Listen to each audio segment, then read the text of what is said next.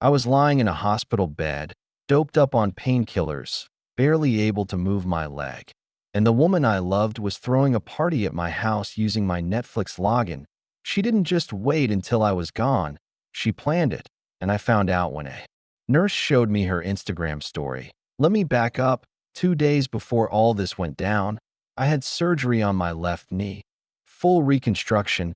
It was an old football injury from college, something I'd ignored for years. What started as a minor tweak turned into a grinding, bone-on-bone mess. I couldn't walk without wincing, couldn't sleep without propping it up.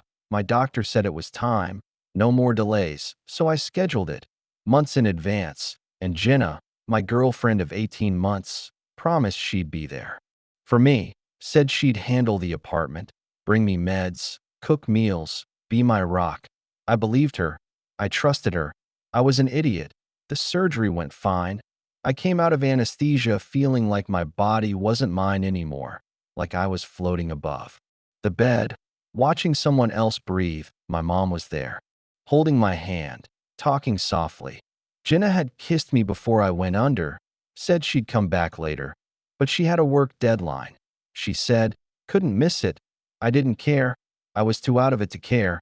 I spent the first night drifting in and out, high on meds, barely aware of anything. My mom kept my phone, answered texts from friends, handled calls. I remember hearing her voice, calm and reassuring. Then around 8 p.m., my phone buzzed. She picked it up. "Oh, it's Jenna," she said, smiling. I tried to focus. My eyes were half open, my mind foggy. I heard my mom say, "Yes, he's okay, just sleeping." "Oh, you want to log into Netflix, a code, okay." And then she read out a 6-digit number, my Netflix login code. I remember thinking, why does she need that? But the painkillers were thick in my veins. I couldn't piece it together. Maybe she just wanted to watch something. Maybe she was lonely. I let myself drift off again. I didn't know it then. But that moment, the sound of my mom reading that code, was the first crack in the life I thought I had. The next day, the fog started to lift. The pain was worse, but my mind was clearer. A nurse came in to check my vitals. I looked up, and for a second, I didn't recognize her. Then it hit me. Becca, Chris's little sister. I'd known her since she was in pigtails. Now she was a nurse at this hospital, calm and professional. But when she saw me, she lit up. "Mark, heard you finally fixed that knee," she said, grinning. We chatted for a minute. "How's Chris? How's work? How's the pain?" She was gentle, efficient. Then, as she turned to leave, she hesitated. She looked back. "Mark," she said, lowering her voice, "this is probably none of my business, and it's so awkward, but I think you need to see this." She pulled out her phone, and there it was, Jenna's Instagram story from last night. The first clip was my living room, but it wasn't quiet. It was packed, at least a dozen people, some I knew, most I didn't, crushed onto my couch, sitting on the floor, beers in hand, pizza boxes stacked on the coffee table, music blasting from my speakers, someone yelling at the TV. Then the next clip, a selfie, Jenna front and center, smiling, drink in hand, caption, "Golding down the fort while the old man is out of commission, season finale party, wink." The old man, I'm 34, and I'm lying in a hospital bed, unable to walk, while she's calling me the old man like it's a joke. The final clip was the worst, a wide shot of the party, loud, chaotic, and in the background, my bookshelf. Someone stumbles into it. A framed photo of my dad, my late father, falls to the floor, and no one even notices. I stared at the screen, my chest tightened, the pain in my knee, gone, replaced by something colder, sharper, betrayal. She didn't just have a few friends over.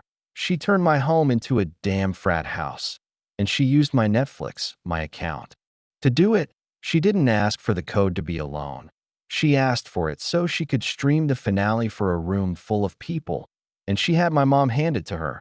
I looked up at Becca. My voice was weak. "Thank you." She nodded. "I'm so sorry."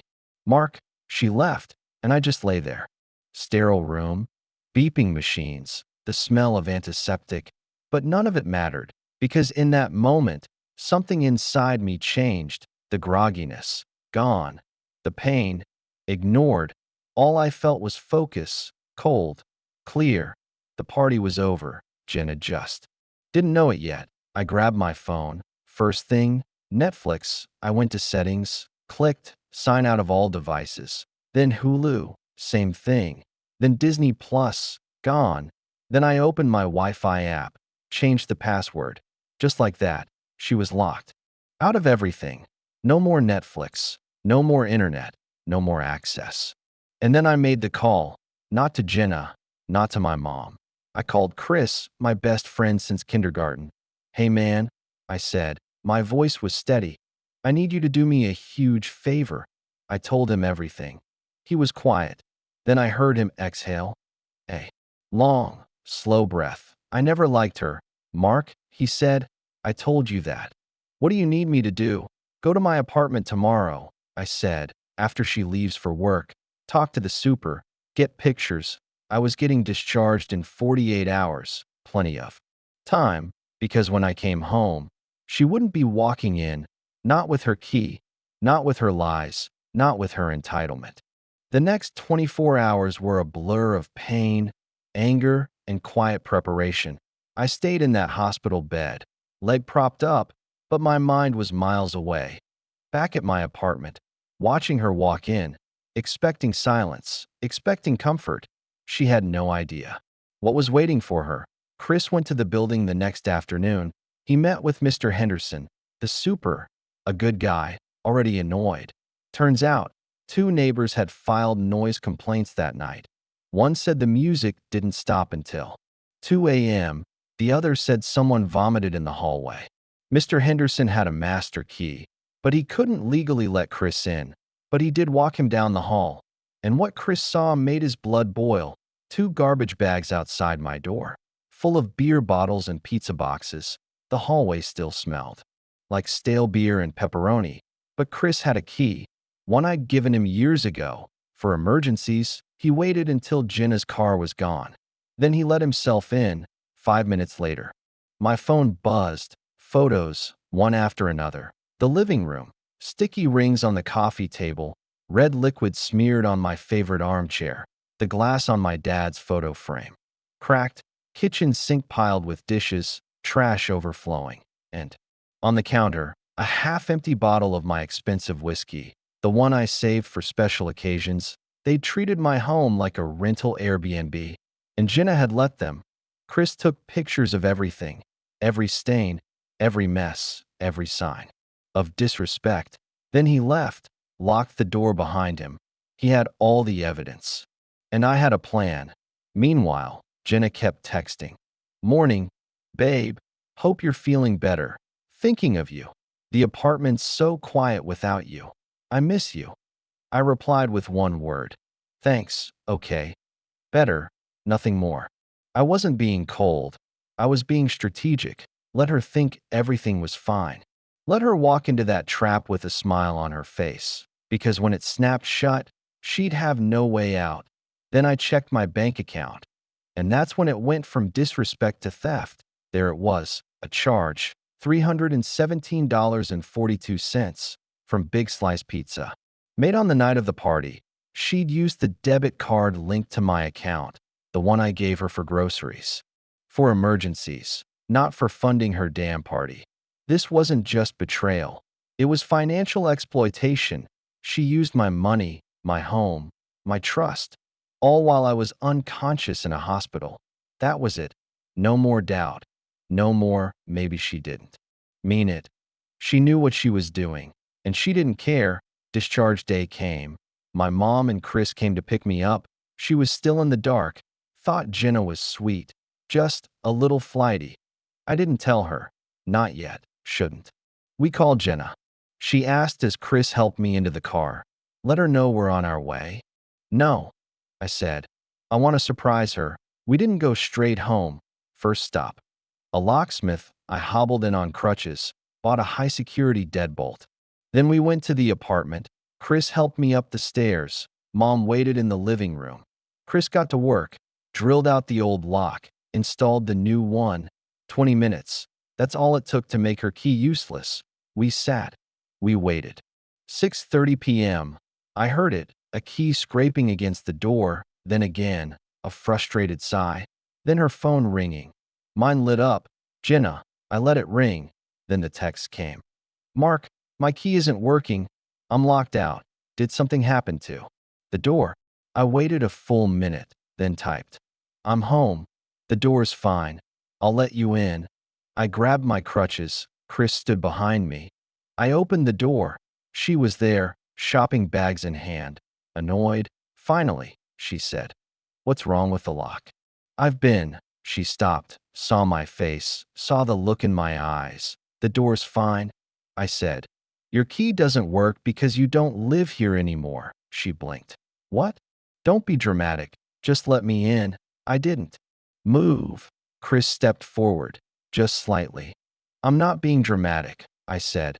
I know about the party. Her face went pale. What party? I just had a few friends over. It was no big deal. A few friends? I pulled out my phone, showed her her own Instagram story, the crowd, the drinks, the caption, old man. Her jaw dropped. Then I swiped Chris's photo of the stained armchair, then the cracked frame, then the sink, then the bank statement, $317.42. Her eyes darted. No excuse, no lie. She was caught. Chris packed your essentials, I said, nodding to the boxes by the door. Rest, you can pick up next week. Through him, you're not coming back in. You can't do this, she choked out, tears in her eyes. I live here. Where am I supposed to go? You should have thought about that, I said, before you turned my home into a bar and my trust into a joke. I looked past her. Leave now. She stood there, shopping bags slipping, expecting her life back, not realizing I'd already taken it away. It's been 2 months. The fallout was brutal. Her dad called me. Furious, screamed that I was cruel, unstable, throwing his daughter out while I was still on crutches. I didn't argue. I just said, sir, before you continue, I'm going to email you something. Please look at it. I sent everything, the stories, the photos, the bank charge, the neighbor's noise complaint. 2 days later, he called back, quiet, ashamed, apologized, said Jenna. Told him it was just a few friends. He didn't know. Then he saw the proof, and even he couldn't defend her. Meanwhile, her friends started a little smear campaign, vague posts. Some men love playing victim. Strong women aren't. For everyone. Becca saw them, left one comment. Having fun is one thing. Throwing a party while your boyfriend's in surgery? That's another. Post gone by morning. And then, Chris and I found something else in her bedside drawer. A birthday card.